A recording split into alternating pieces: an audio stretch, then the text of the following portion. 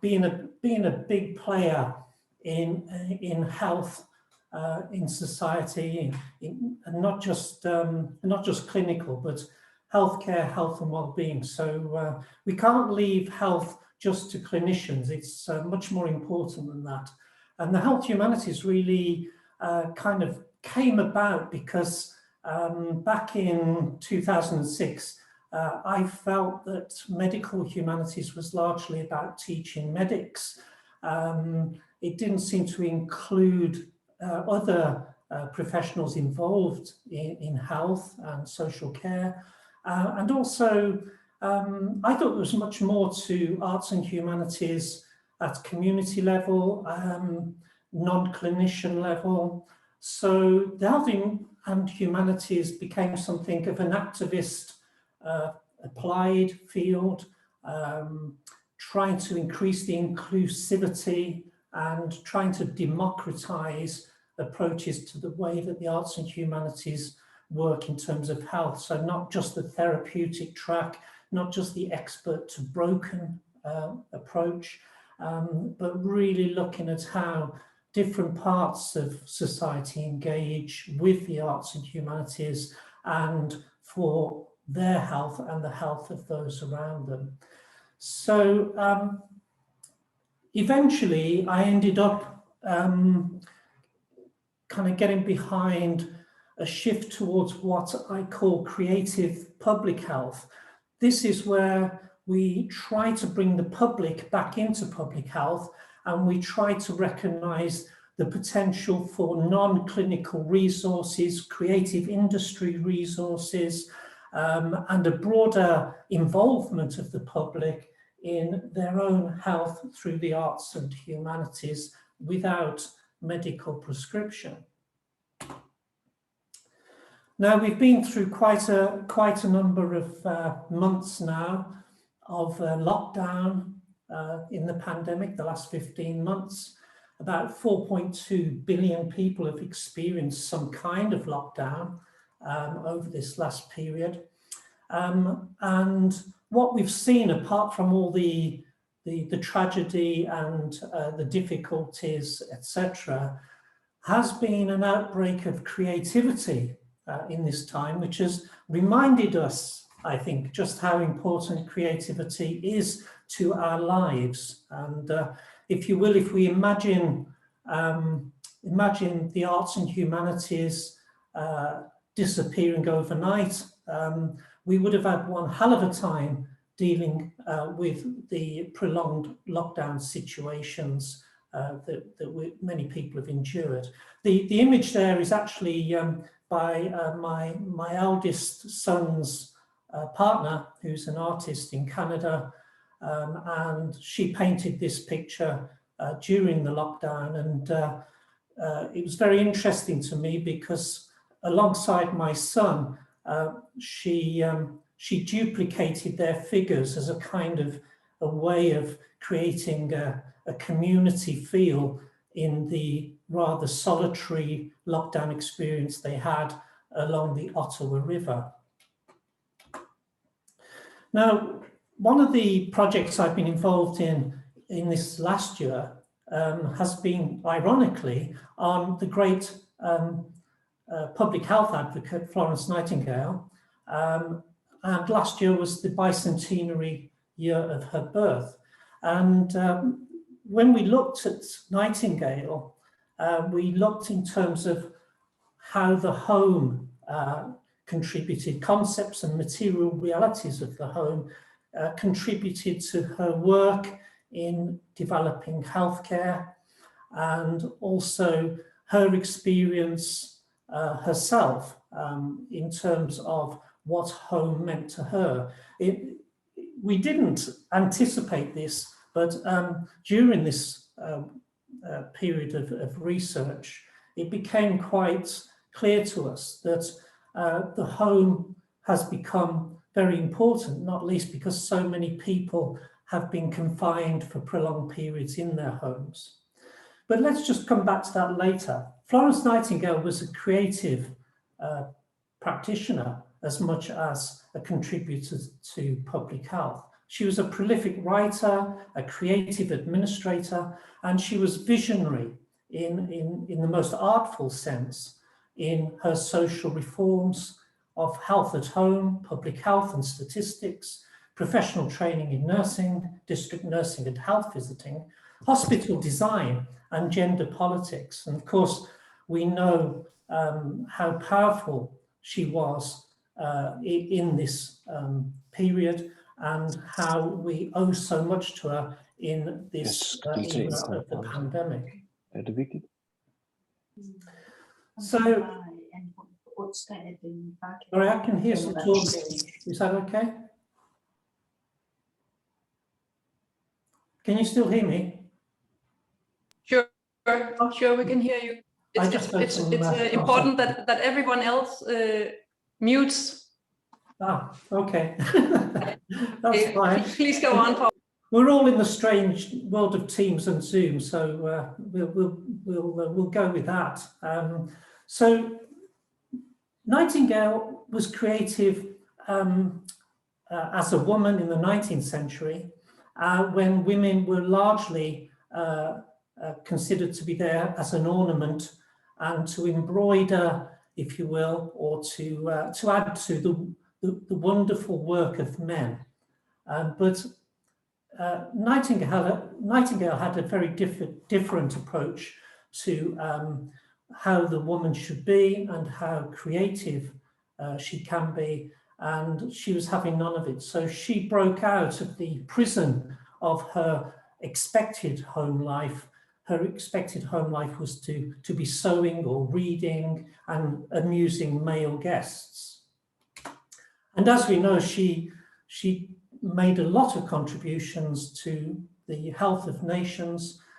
She wrote books on how to be healthy at home. She was really quite profound in dealing with infection before really microbiology came to the fore. And in the last year of the pandemic, her ideas of ventilation and hand washing have revisited us. So it's interesting how history and things which happened many years ago can still have a bearing on contemporary practices. There's a book for you, Florence Nightingale at Home, if you want to read more about how home influenced Florence Nightingale's view of healthcare and how to keep ourselves in our best condition. And you may find it really interesting in light of what happened in the pandemic. So that's just a flavour of kind of a historical project and how that may touch on health as a field. Now, many years ago, when I was working in a hospital for people with mental health problems, I came across a patient who was playing his clarinet in the corridor of the hospital, and at the time I felt quite depressed in myself, and working in the hospital, it wasn't a very nice one, to be honest, and I felt uplifted by this individual, by the music they were making, and I found out a little later that this person was one of our country's greatest jazz musicians. So on that day, I began to wonder, who is recovering whom? We often think the experts fix all the broken people, all the patients, but on this day, I felt that this particular patient was healing and fixing me. And that led on to a project on the whole business of how we can recover together rather than as separate groups. And this initiative was driven by the recognition that informal carers alongside patients and also health and social care practitioners themselves also need recovering, also need to be supported. And we developed a notion of mutual recovery, where we examine the way different arts practices, from dancing to playing music, to playing drums, to storytelling and so on, how these can advance mutual recovery, not just within groups of patients or groups of practitioners or family carers, but also all together as a community.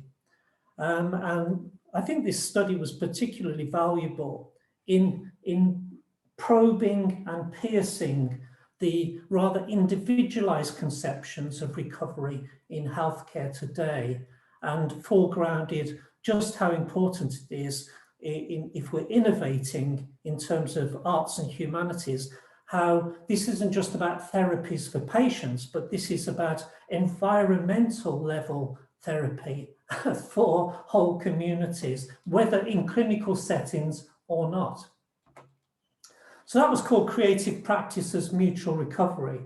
We explored a number of modalities, if you will, both in the UK and overseas, including US and China.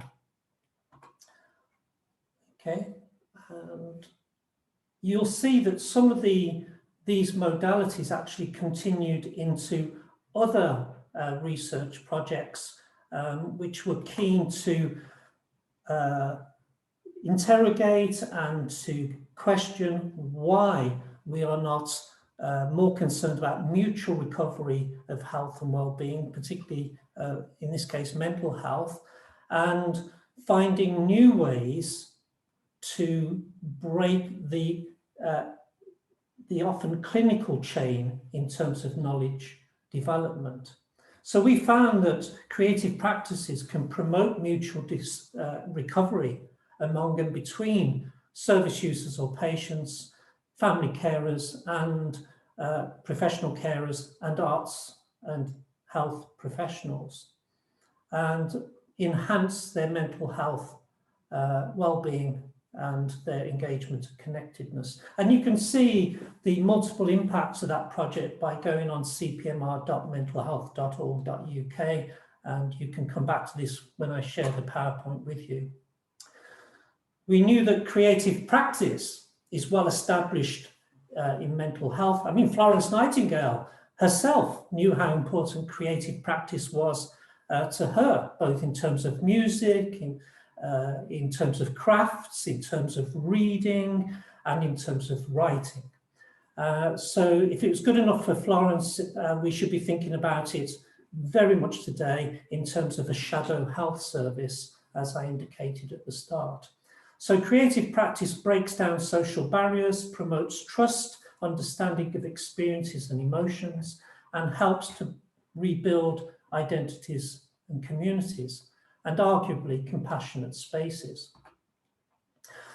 So from that program, I went on to be part of what's called March Network, which is, I think, £1.25 million project looking at the social and cultural assets for mental health in the United Kingdom, and scoping through all the different ways that heritage, culture, arts, museums, galleries, the volunteering, green spaces, community centres, libraries, how all of these resources can be known, can be accessed, how we can get better sharing of information about those assets to the public. So that's what we've been working on recently.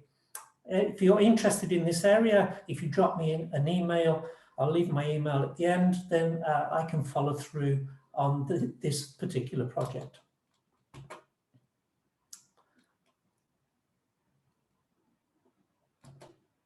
Okay, so another smaller project, but salient project, was where we looked at the arts and humanities in relation to dementia through dance, visual arts, theatre and music. But what was particularly interesting for me with this one was the the fact that we didn't separate out practitioners, family carers, or people living with dementia, but we experienced these arts modalities together on an equal basis.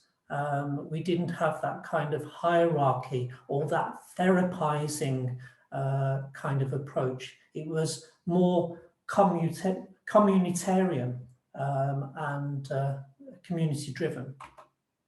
And during the visual arts project, I did some art as well. So, you know, I engaged in the sessions, and these were my little creations, which I made by having double-sided paper, so a different color on each side, and then I began to tear the paper into the middle, and then I pulled out the middle bit and stuck that to one side. And I'm sure you agree they're fantastic pieces of art. But actually, I don't know why I ended up doing these like this, but I did, and I enjoyed making these. But it was only when I got back home and I realized that this black and white image that I'd made and the whole shape of it, I felt that what I'd been doing was expressing my grief, because in the year prior to this this session, I'd actually lost most of my immediate family. So I was reduced from a family of 6 to a family of 2. And I realized that this piece of art was an expression of grief, and the little fragment there was me, I think, escaping the emptiness and the vortex of what had happened to me, the trauma. And I was so grateful. I was so grateful to the people living with dementia and their families and colleagues in this shared creative event, because unexpectedly, I had actually been subject to mutual recovery, which I hadn't anticipated. I hadn't considered that the difficulty, the loss of people living with dementia, both as individuals and the family members, really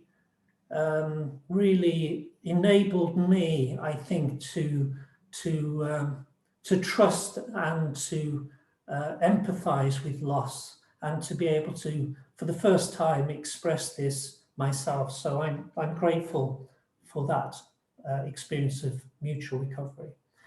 It also prompted me to look with my teams at new possibilities for how the arts and creativity can really impact on public health. And I came across a wonderful short film, Share the Orange, with Bryan Cranston from Breaking Bad, to really conceptualize the whole business of what is lost to us in dementia. And this film relates to how the loss of brain material being equivalent to an orange, and it was very impactful. And there was a little bit of animation in the piece, which was by the very well-known company Aardman, who make Wallace and Gromit and Shaun the Sheep, etc., and have won multiple Academy Awards and BAFTAs and so on. So I was very impressed with this whole business of how creative industry, such as animation, might actually show a way forward. And that's where I got onto working with Aardman directly, with a large commissioned grant from the Arts and Humanities Research Council. Originally it was called What's Up with Alex, but the name changed to What's Up with Everyone. And in this project, we developed with young people, for young people, 5 short animations, which were to look at life's challenges. And the young people identified 5 key challenges for them around the whole business of perfectionism, loneliness, competitiveness, social media, and independence. And this was launched, this campaign was launched in February and has already reached over 5 million. And if you go to What's Up With Everyone, you will see, if I just click on that, you will see this landing page. It's a little bit about us here. And if you click on each of these themes, you will see a short animation and then support information and conversation about the topic area. And we have a seeking help up in the top right-hand corner with major links to major mental health providers in the UK to assist if you are struggling particularly with this issue. But the main drive of this Health Humanities initiative was to utilise the creative industries to advance mental health literacy amongst young people. But instead of the expert to broken line, getting away from the professional to the young person and adulting and telling them what to do, it was the young people who came up with the themes and the challenges. And they also, rather than actors speaking for these characters, it's the young people in our project. So let me just play one. Hopefully you can get the sound.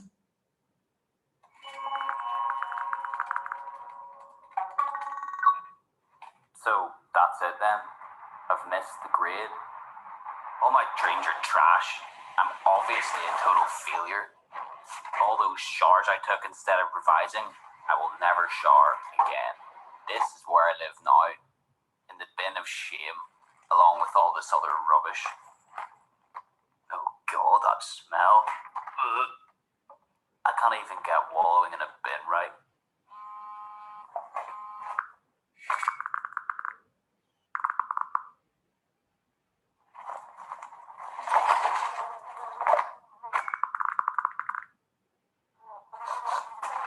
Yikes.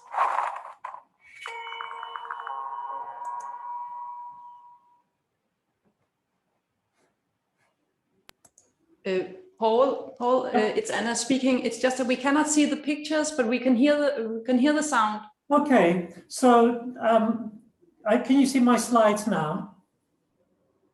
Yes, we can.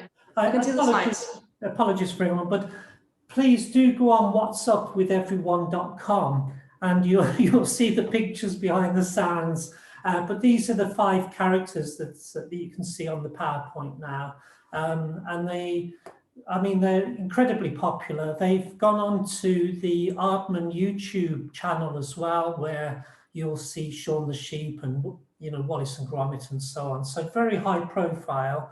We've had multiple celebrities getting behind it, as well as government ministers and MPs, and all the major organisations to do with either mental health, universities or schools. The target population was actually 17 to 24, but with relevance right down to age 11 onwards, basically secondary school level.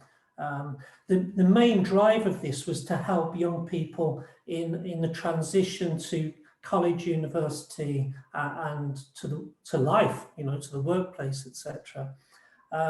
So the initial research phase of this, which is being written up now for peer review, shows that when young people view these films, their knowledge and attitudes towards mental health improved, and they have a greater willingness to seek help, and also confidence to help others. So these are making a real difference already. I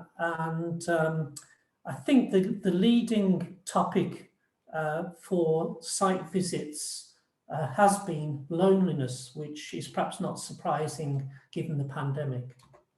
Okay, so those are, I guess, a snapshot of a few salient projects that I'm involved in with my teams, which I can speak to and give you a sense of the variety and the different trajectories one can take in the arts and humanities for healthcare, health and well-being. Health Humanities was a kind of manifesto that came out in 2015, which you may have seen, and the Routledge Companion to Health Humanities, which came out last year, has I think about 65 chapters with about 80-something scholars from around the world, giving quite a diverse flavour to the possibilities for the arts and humanities. There's even a chapter, for example, on the whole business of cooking, cookery, which you rarely see in typical books around the value of the arts and humanities for health. And we've also got chapters which take a more indigenous perspective on arts and humanities and a more global perspective. And currently with Paul Cadet's, I'm the editor-in-chief for the Encyclopedia for Health Humanities with Springer, New York, which comes out next year. So anybody interested in that particular side of things or is interested in making entries to the encyclopedia, do drop me an email. Another book venture which I think is pertinent for today is the Arts for Health series, which I developed with Emerald, and these are the first three titles which have come out: Singing, Film and Reading. And these titles are written for the public.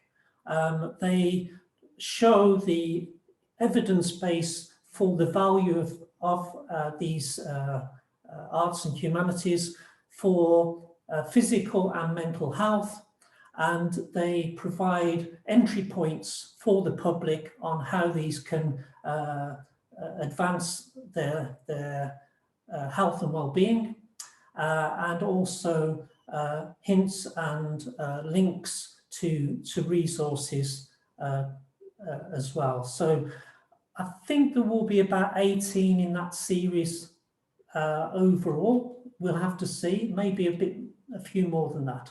So do have a look out for those. As I mentioned earlier, Florence Nightingale came out last year, and you may well be interested in that and what it has to say about the place of home, in health and well-being. And with my son Jamie, we had lockdown apart, but we decided to take on board the mutual recovery drive, I guess, and decided to write a book on the social and cultural history of cabin fever. And when we did this, we were shocked to find that cabin fever was not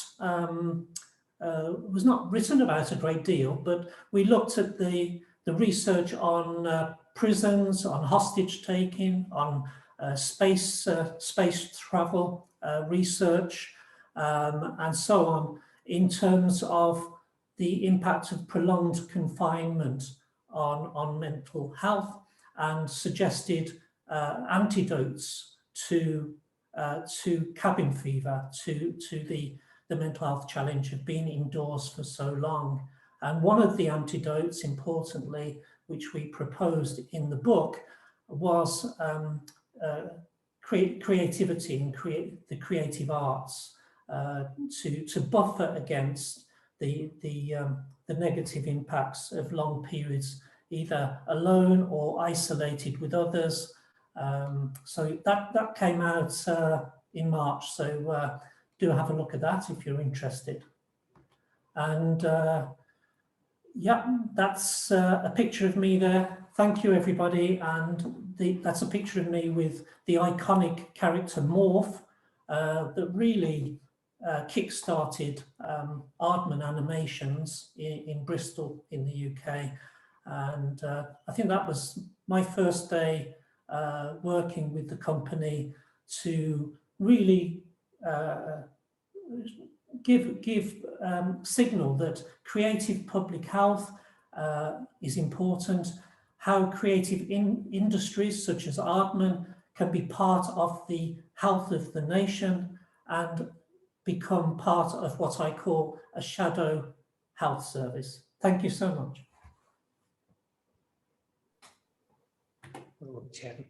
No, thank you, Paul, for a very interesting, very inspiring lecture.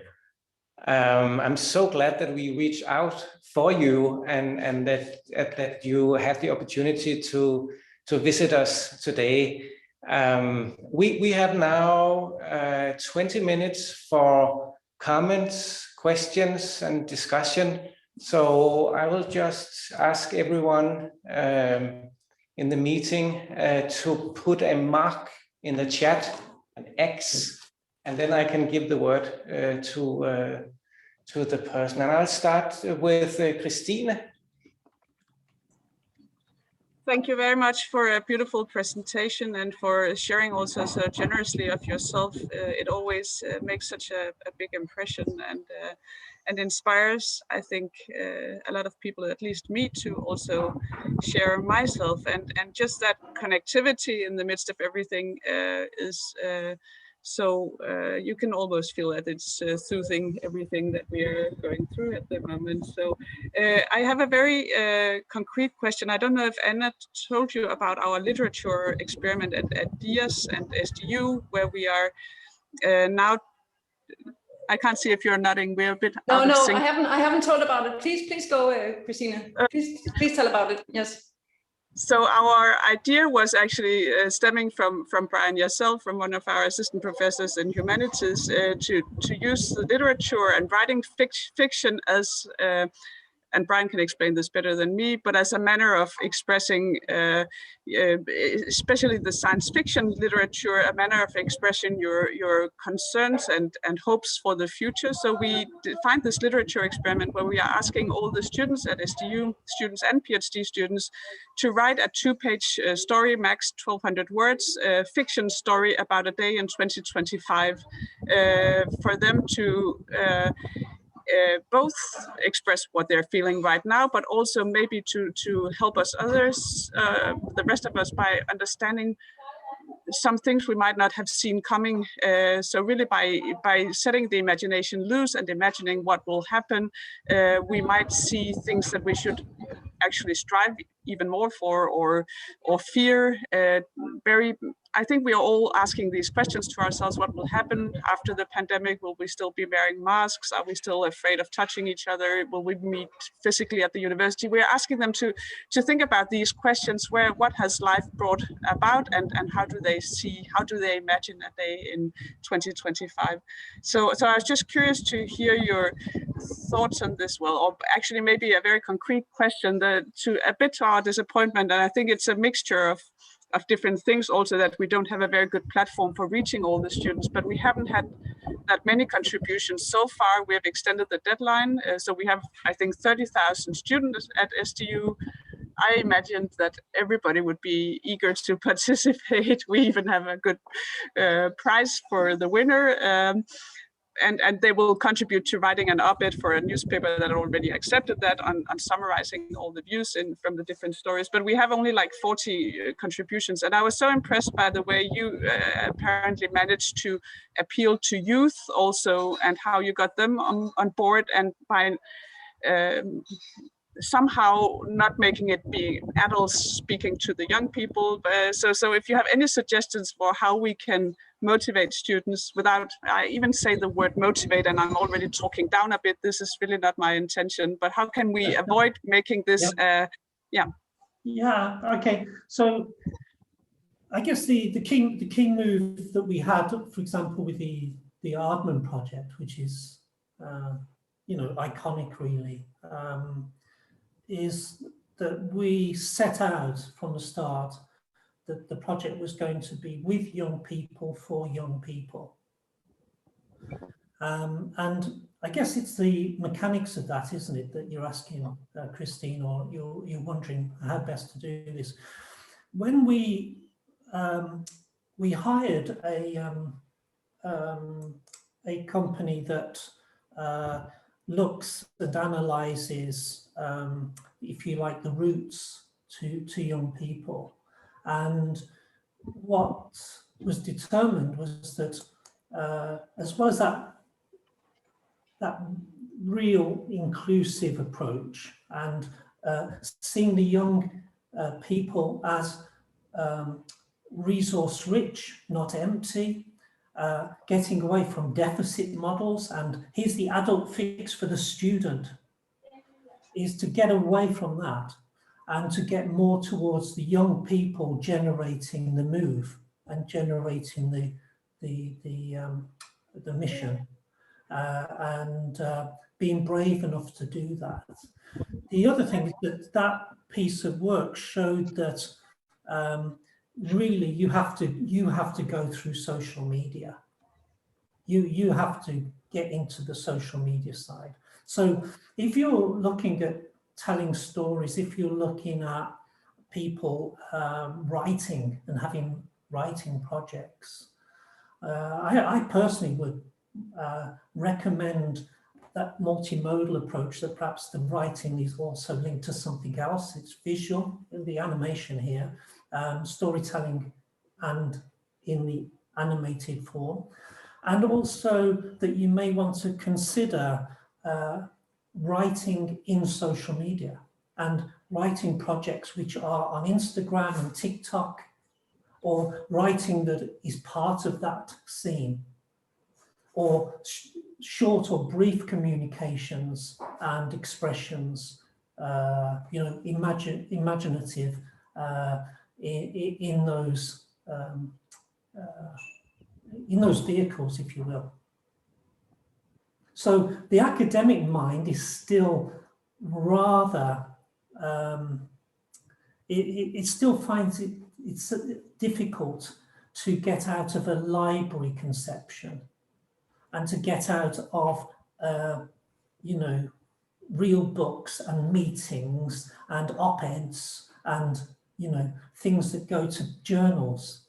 And, you know, a lot of people just don't care what's in journals. And a lot of young people and students, they get nauseous when you mention journals. So I would say, think about how creative industries are working with young people. They've got millions and millions and millions of pounds going in on this level. And academia is still so far behind. I think you're saying something very important also about how we are out of the comfort zone if we start writing something else in our articles, and it takes some, yeah, it takes to be brave. I think that's a good word. We have to appeal to them being brave here and acknowledge that this is about being brave. So thank you very much for that comment. Yeah, and get it the other way around, and let's have the students appeal to us, you know. So rather than getting the anxiety of appealing to students, let's have it the other way. Let's encourage the students to be at the front, not at the back. Alexander? Thank you for a very inspiring presentation talk. So I'm a clinician, so this is clearly of interest to me. So my question is around what's called implementation or uptake in the, I guess, established healthcare system that guys like me represent. So I think you call it a shadow healthcare or supplementary healthcare. And what I experience as a clinician is actually the healthcare system is a lot under pressure and is changing more and more into production focus. It's labeled largely over the world as an industry. So it's basically dehumanizing in many ways. So what are your considerations around implementations and uptake as a supplementary in the established system? for guys like me and my patients. Yeah, well, Alexander, thank you so much. And it can seem a little rude perhaps when I say, health and mental health is much more important than, or is too important to leave to clinicians. What I don't mean by that is a disrespect for the generosity of our clinicians, and I have a clinical history myself. What I'm really interested in is, I agree. Over the last 30 years, we've got the metrics, we've got the production line mentality coming in, and in many ways, a lot of clinical environments are unhealthy and are damaging to the people in them, not just patients, but also practitioners. So environments are really important, and we haven't had enough of a journey on the way that the places and processes impact on the people, clinicians, and in their work. It's very hard to get joyful in a white box. Very hard to get joyful in a white clinical box, and also when we're all in high pressure, high threat environments in healthcare. Not just the patients need respite care, but actually the clinicians need respite care, but they don't always get it. So I'm interested in things like how we increase the value of the arts and humanities and the access to the arts and humanities for community therapy as opposed to patient therapy, and how we can intrude into healthcare sites with the arts and humanities, not to take over, not to say here's a replacement approach, but to say, look, we cannot survive as a species, we cannot have physical and mental health without the arts and humanities. If you took music, Netflix, films, if you took books, if you took dancing and singing and all the other arts and humanities away, you would not have health. You would have something very different to health. So I'm keen to see the intrusion of arts and humanities not as a replacement to medicine or clinical intervention, but as an additional range of possibilities as intervention, but also in environmental and attitudinal supports as well. So that's where I am with this. So sorry, but which actions do you then imagine would be necessary to have a wider uptake of? Great question, Alexander. So multiple, of course, right? So this is I'm not going to totalize on this because there are many different routes on this view. But let me give you a clear example from a colleague in a hospital, Alexander, who came to me one day and she said, I am struggling with different units in the hospital. They don't believe the arts and humanities does anything valuable. They don't think the evidence base is there. They're far too busy with the production line to see how arts and humanities can fit on their unit, right? Some real challenges there, of course. I mean, it's some units are more, shall we say, encouraging or available to perhaps arts and humanities innovations, whereas others perhaps are less so. But I turned to her and I said, you are actually running, or you have access to the biggest unit in this hospital. And she thought I was losing it. She thought I was losing the plot. And she said, what do you mean? What do you mean, the biggest unit? I said, you have access to the biggest unit in this hospital where you can do great work for the professionals here and the patients and the visitors. And she said, where is it? I said, the corridors. I said, if you go upstairs to the main office and ask for a plan of this hospital, you will see that the corridors is the biggest unit in the hospital. And you can work your magic on the arts and humanities in the biggest unit and then it will perhaps influence and interest the people within those units to see what further respite for themselves and the patients can be brought into their units meaningfully and feasibly, Alexander. You know, I don't want to do painting. I don't want to do painting if I'm having, you know, if I'm involved in a laparotomy. You know, I just feasible moves there. Right. Make it word then to Anna. Yes, thank you so much, Paul, for a really interesting lecture. I'm just curious. I know you have been in a debate concerning how to frame the field, whether it should be framed as medical humanities or health humanities. And I'm wondering whether you would share your reflections on this topic with us here. Yeah. So when I decided to change the nomenclature in 2006, initially I got the usual selfish, you know, throwback on this from medical humanities, and there were even attempts to buy up domain names with health humanities in to completely block an online development. But fortunately, I went on UK Reg and secured the main domains myself when I created the new idea. And I was blocked from a number of medical humanities gatherings and meetings, and even told at one not to speak because there are funders there, and yeah, we would prefer you don't mention health humanities. Anyway, this was in what I call the infancy of the field, where, you know, new kid on the block stuff really. But my view was, and I think it still holds, that as valuable as medical humanities has been historically in raising, you know, how philosophy, literature, history can inform pedagogy in training medics, you can see the gaps, surely. And health is not just to be medically defined.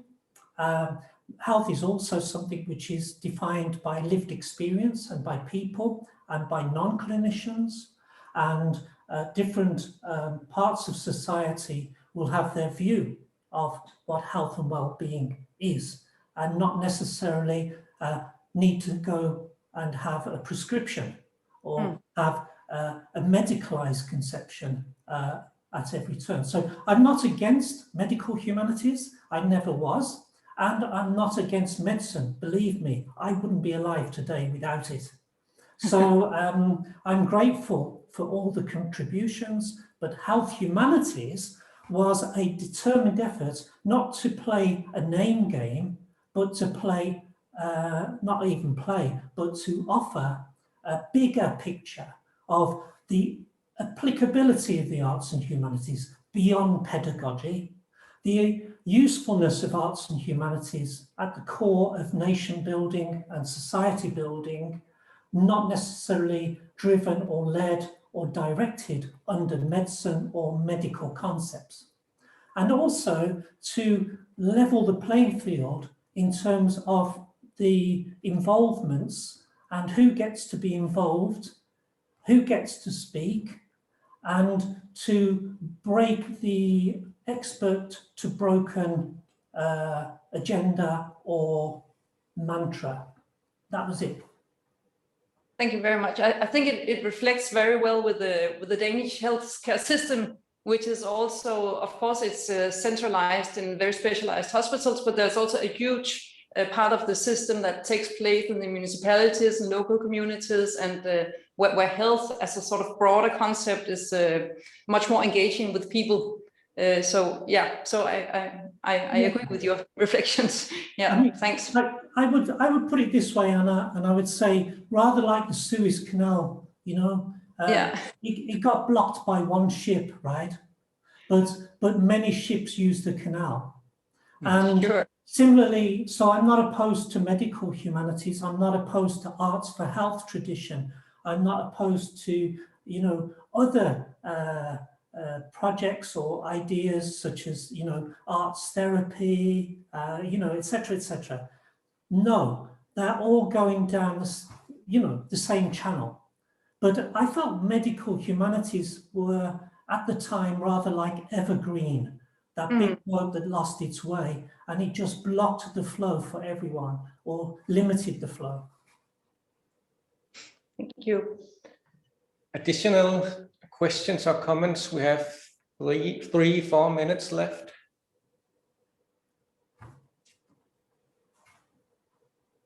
Well, it's lovely seeing you all in your little boxes. Yeah. Yeah. But otherwise, I could ask perhaps a final question before we close. I'm interested in how you have developed the field of health humanities, and as you presented to us today, you have written books and you have managed to create web pages and very nice aesthetic products that have a huge impact in the society. But you did not pay very much attention to studies of effects, systematic reviews, in other words, the evidence base of health humanities. So how do you see that? Is it possible to create a solid, good evidence base of the effects of creativity, or should one rather pursue it in another way, like you do it, perhaps? That's a great question. That's a great question. You're very shadowy in the back of your little cabin. I almost imagine there should be a white cat there. It's a mystery person. I would love to see your face. I'd love to see your face. Okay, so it's a great question. So let me put it this way. Okay. There is a substantial,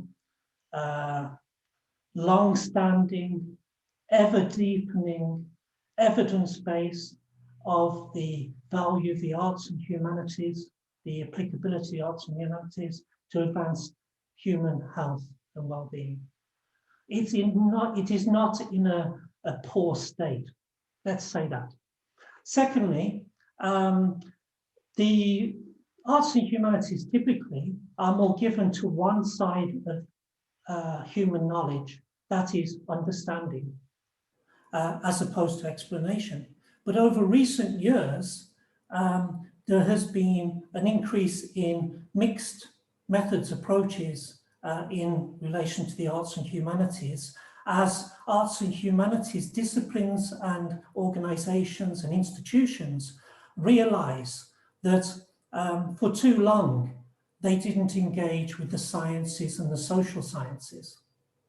So a lot of my programs are mixed methods. And if you go back to the Creative Practices Mutual Recovery, for example, we won the award from the Royal Society for Public Health in relation to our work in the impacts, the effects of group drumming, which showed the same level of effect in depression as anything you can find. Okay, so that's one case. In the Ardman project, which I'm currently involved in, we have again the science, the social science, and the arts and humanities, which I call narrative science. Okay, so we combine them. So it's very important to do that, but don't mistake good research with only one kind of evidence. We've got two kinds of knowledge in the world: the science and interpretation, explanation and understanding. And for too long, the understanding and the interpretation has suffered with the anti-intellectual hierarchy of evidence. Mm-hmm. I agree with you in this, and I think we will let this be the final words for today's session. The clock is unfortunately 1:15, and we have to stop now. But It has been such a great honor, and it has been just great seeing you, hearing you, meeting you. And I don't know if Anna would like to have the final word. Yes, I'll just thank you so much for joining us, Paul. And we are looking at all your interesting books, and we are reading them and discussing them. So thank you so much, and thank all of you for participating. I'll just end by saying that the next lecture will be on the 5th of May, and we'll have Professor Peter Martin from Deakin University School of Medicine, and he'll speak about conversation as a kind of health promotion. So, but that will be next time. Thank you so much for now, and have a nice day. Stay safe. Bye, Paul. Yeah. Bye. Bye.